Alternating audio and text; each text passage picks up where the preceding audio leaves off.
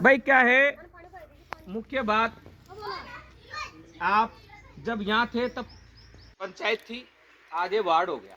पंचायत थी तब भी आपको किसी सरपंच ने पट्टा नहीं दिया, और आज वार्ड हो गया तब भी आपको किसी व्यवस्था ने पट्टा नहीं दिया।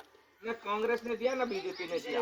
ये पहली बार प्रधानमंत्री जी ने अलग से आदेश भेजा है कि घुमंतु समाज के लिए अलग से काम हो।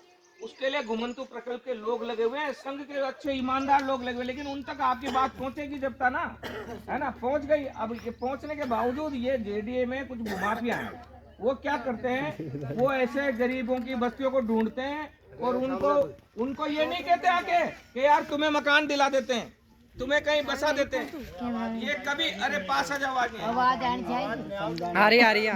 कभी वो आपके पास आके ये नहीं कहेंगे 40 साल से बसाने के लिए तो कोई आया नहीं, 40 साल बाद उजाड़ने के लिए आगे। तो फिर ऐसे में हमको ही काम करना पड़ेगा, कोई दिक्कत नहीं है। प्रधानमंत्री जी ने घुमंतु अर्ध घुमंतु विमुक्त समाज को गाँव में बहुत पट्टे दे दिए। शहरों में थोड़ी दिक्कत आ रही है, क्योंकि शहरों में इंसान की कीमत कम समझी जाती है और जमीन की कीमत ज्यादा समझी जाती है। तो हम लड़ रहे हैं, चाहे गुजर की थड़ी हो, चाहे रावण मंडी हो, चाहे बदरवास हो, चाहे गांधीपत हो, चाहे लोंडियावास हो, हर जगह पर जहाँ घुमंतु समाज बिना पट्टे के बसी हुई है वहाँ लड़ रहे हैं। लेकिन अपन को जागना पड़ेगा, अपन को इकट्ठा होकर अपने काम को आगे बढ़ाना पड़ेगा। तो मैं तो आपकी बस्ती के, आज मैं यहाँ आया हूँ, ये जयपुर में है, जेके लक्ष्मी कॉलेज के पास में। ये लोग करीब 4 साल पहले से, 4 साल ही 1 साल पहले से, करीब 1-1.5 साल, 2 साल हो गए, 2 साल से हमारे साथ जुड़े हुए हैं, लेकिन जुड़ के यहीं रह गए, आगे बढ़े नहीं।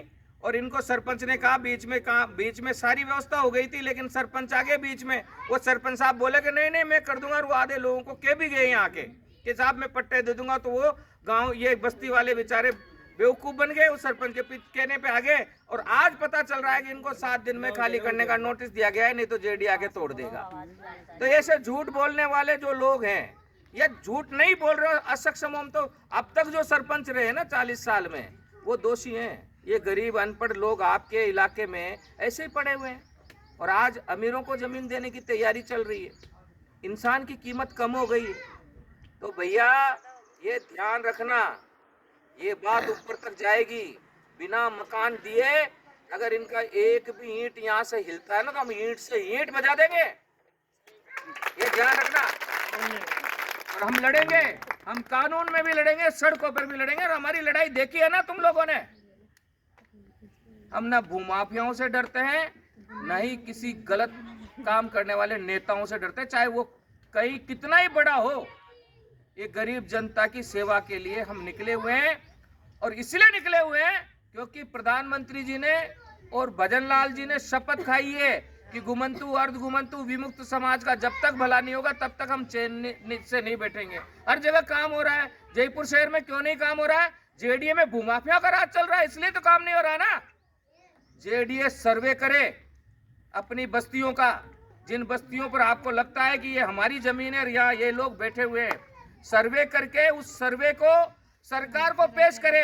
आपको लगता है आपकी बेशकीमती जमीन पर गरीब बैठा हुआ है, तो उस गरीब की शिकायत आप सरकार से करिए, कलेक्टर से करिए कि साहब ये गरीब आदमी आके हमारी करोड़ों की जमीन पर बैठ गया, इस इंसान की कीमत हमारे सामने कुछ भी नहीं है, हमें हमारे जमीन दीजिए। कलेक्टर साहब पहले इनको मकान देंगे, उसके बाद आपको जमीन मिलेगी। आप जबरदस्ती खाली नहीं करा सकते, न डरा सकते।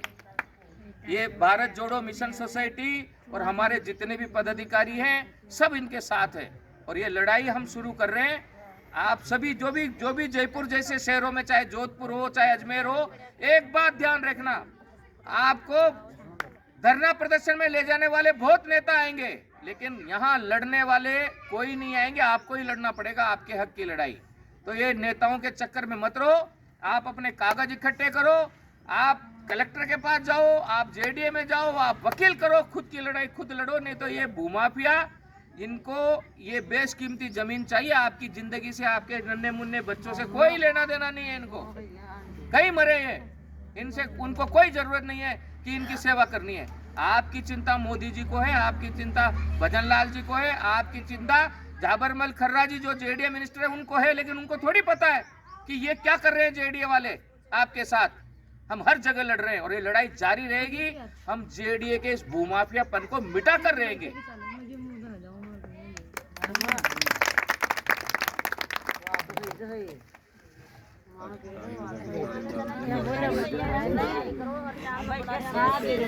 लो बंद कर लो।